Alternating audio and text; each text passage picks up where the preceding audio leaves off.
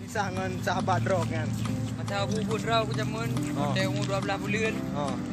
Jadi awal dia sendiri je kelas 4. Jadi damai sendiri sampai SMP, SMA, sampai kuliahnya anak tahu berubah ni. Namun 15 tahun 20 tahun kaya.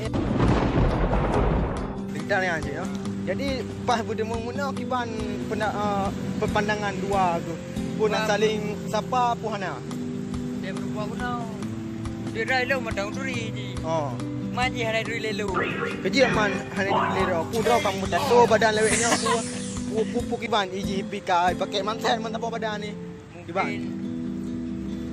Mana pengen duri. Nak pengen duri ya. Trek apa bisa.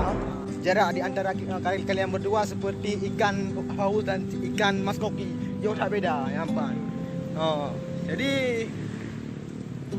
nak tabah tu percayaan dari netizen. Itu aku yang jadi kan katre ka berbitah ka. Betul. Jamun pun temung dua semua mamat boh mana. Awak sering lagi nya. Kering lagi nah. Nak saya kat malam maghribnya kalau dah lembu kami dia boh. Nampak. Jadi kan